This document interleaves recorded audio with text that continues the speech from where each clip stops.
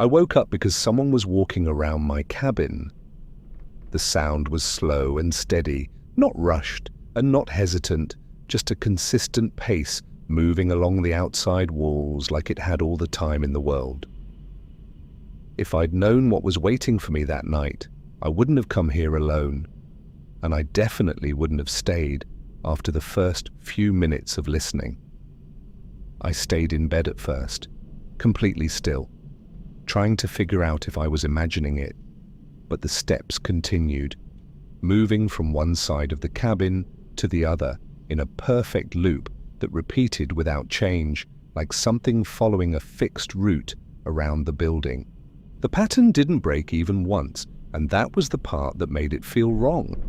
It wasn't random, it wasn't someone checking the place or walking past. It was controlled, almost measured, like whoever or whatever was out there already knew the exact shape of the cabin and was tracing it deliberately. I sat up slowly, keeping my movement small so the bed wouldn't creak, and looked toward the door while listening carefully to where the sound was coming from. The steps passed the window, then disappeared behind the wall, then came back again a few seconds later in the exact same rhythm, with no hesitation and no change in speed. I reached for my phone without taking my eyes off the door, but the screen lit up with no signal at all, just an empty bar that didn't move no matter how long I stared at it. I lowered it again, slowly, and placed it beside me, realizing there was no one I could call, even if I wanted to, and even if I could, I wasn't sure what I would say. The steps outside kept going, circling the cabin again and again without stopping, and after a while it felt less like someone walking and more like something repeating the same action over and over again without thinking about it. For a second, I thought there was another sound mixed in, something quieter than the steps, like breathing. But the moment I focused on it, it was gone. I pushed myself up and stood carefully, putting my weight down as slowly as I could, but the floor creaked under my foot anyway, and the sound outside stopped immediately. Everything went completely silent at once, like the noise had been cut off rather than fading away. And I froze where I was, not moving at all while I listened for anything else. I didn't breathe for a moment, just stood there waiting. And then, after a few seconds, the steps started again in the exact same place they had stopped, continuing the same path as if nothing had interrupted them at all. I moved toward the door slowly and placed my hand on the handle, feeling how cold it was compared to the rest of the room, but I didn't turn it and I didn't open it. I just stood there, listening, as the steps passed directly in front of me on the other side of the wall, close enough that I could almost feel them through the wood before they moved on again. Something about opening the door felt wrong, not dangerous in a clear way, just wrong in a way I couldn't explain. So instead I stepped back and turned slightly toward the window, lowering myself just enough to look outside without fully exposing myself. I stayed where I was for a moment longer, still facing the door, trying to decide if I should open it or not. But something about the silence on the other side felt wrong in a way that didn't match the sound from before. The steps had been constant, predictable, almost mechanical, but now there was nothing, and that sudden absence felt more unnatural than the noise itself. I pulled my hand away from the handle slowly and took a step back, and that's when I noticed that the sound hadn't disappeared completely. It had changed. It wasn't outside anymore, and it wasn't circling the cabin. It was closer, quieter, like it had shifted position without me seeing it move. I turned my head slightly, not fully, just enough to listen more carefully, and I heard it again, but this time it wasn't coming from beyond the walls. It was inside the cabin. One slow step, then another, softer than before but still clear enough that I couldn't mistake it for anything else. I didn't turn around immediately. I just stood there, staring at the door while trying to process what I was hearing, because there was no way something could have gone from outside to inside without me noticing. The cabin was locked, the windows were closed, and I hadn't heard anything open or break. When I finally turned, I saw that the door to the back room was open. I knew it had been closed before, not just because I remembered it, but because I always check doors automatically when I stay somewhere new, especially somewhere this isolated. I didn't move toward it. I just stood where I was and watched the opening, waiting to see if anything would come through. The sound inside stopped again, as if it had noticed that I was paying attention, and for a few seconds there was nothing but silence filling the space between me and that dark doorway. Then something shifted inside the room, low to the ground, not upright, and not moving in a way that matched the steps from before. It didn't sound like walking anymore. It sounded like something adjusting its position, dragging slightly across the floor before stopping again. I took a step back without thinking, and the floor creaked under my foot, and the movement inside the room stopped instantly, like it had reacted to the sound. I didn't move again after that. I just stayed where I was, watching the doorway and waiting to see if it would move again. Nothing happened for a moment, and that silence stretched out longer than it should have, long enough that I started to think maybe it had stopped completely. Maybe whatever I heard wasn't what I thought it was. But then it moved again, slowly, across the floor inside the room, not stepping, not standing, just sliding slightly before stopping once more. I didn't wait to see more than that. I turned and moved toward the front door faster this time, not running, but not careful anymore, just wanting distance between me and whatever was in that room. I reached the door and grabbed the handle, pulling it open with more force than I meant to, and the cold air outside hit immediately as I stepped out onto the ground. I turned back instinctively, expecting to see something follow, but the cabin looked completely normal from the outside, still and dark and empty. No movement in the windows, no sound coming from inside, nothing that matched what I had just heard. I stood there for a second, listening again, trying to make sense of what had just happened, but the silence outside didn't match the sound I had heard inside. Then I heard it again.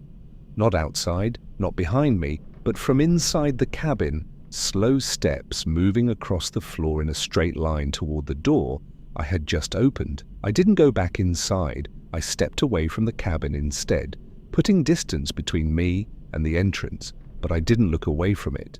The door moved slightly, not fully opening or closing, just shifting enough that I could see it react to something from the inside, and then the steps stopped right behind it. There was no sound after that, no movement, nothing that told me what was there or what it wanted, just the sense that whatever had been walking around the cabin earlier hadn't gone anywhere at all. It had just come inside, and now it was standing on the other side of the door, exactly where I had been a few seconds before. I didn't move closer to the cabin again. I just stood there in the dark, watching the door and waiting for something to happen. But nothing did.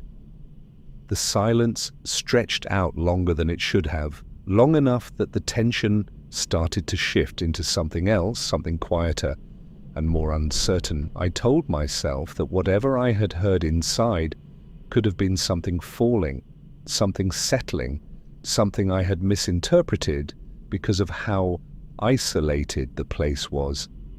The steps had been clear, but now there was nothing, and the longer it stayed quiet, the more it felt like maybe it had already stopped before I stepped outside.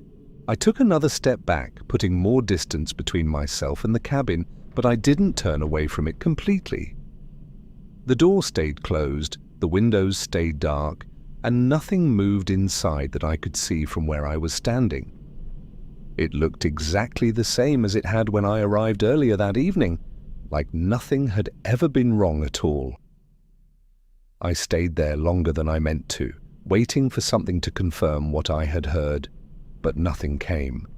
No sound, no movement, nothing that proved that there was still something inside. After a while, the cold started to settle in, and I realized I couldn't just stand there all night. The air felt sharper now, and staying outside wasn't an option if nothing else was happening. I moved slowly back toward the door, stopping just short of it as I listened again. Still nothing. The silence held, steady and complete, like the cabin had returned to being empty the moment I stepped out. I reached for the handle again, hesitating for a second before turning it and pushing the door open. The inside looked exactly as I had left it. The same dim light, the same still air, the same quiet space with no sign that anything had moved or changed. I stepped in carefully, closing the door behind me without taking my eyes off the back room. The door there was still open just as before, and the darkness inside hadn't shifted. I stayed near the entrance, not moving deeper into the cabin, just watching and listening for anything that might still be there. For a moment, it felt like I had imagined everything. The room didn't feel heavier anymore, the air didn't feel different, and nothing inside made a sound.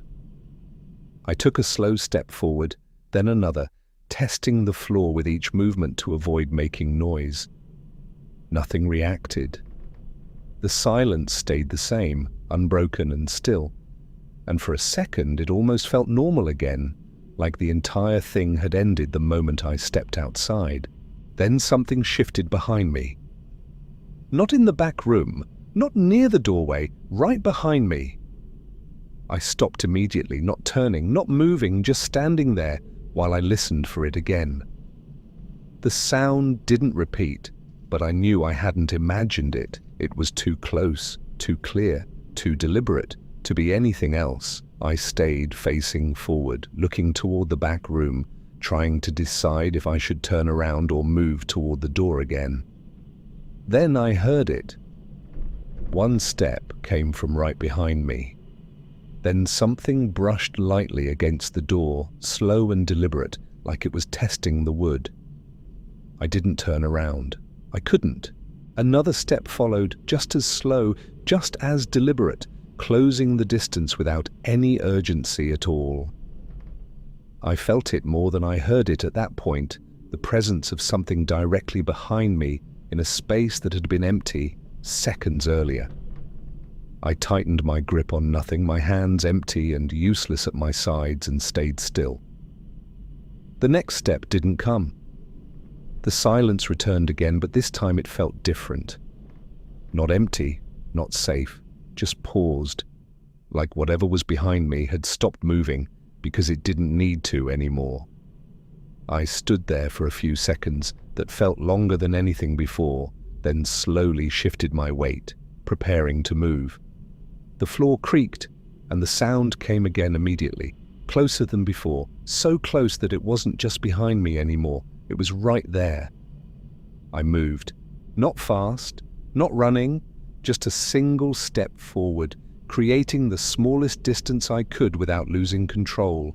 I didn't turn to look, I didn't check what was behind me, I just kept moving toward the door, each step measured and careful, trying not to give away how close it actually felt.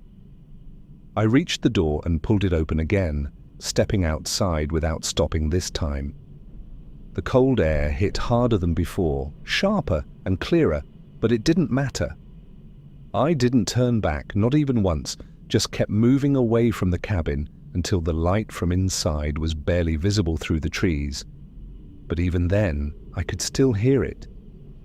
Not outside, not behind me. Still inside the cabin. Walking, slow steps moving across the floor, continuing the same pattern it had started with, as if nothing had changed at all. The steps didn't stop. They crossed the floor and came straight to the door. I could hear them right on the other side, and then the handle moved once. Slowly, like something was testing if it could open it.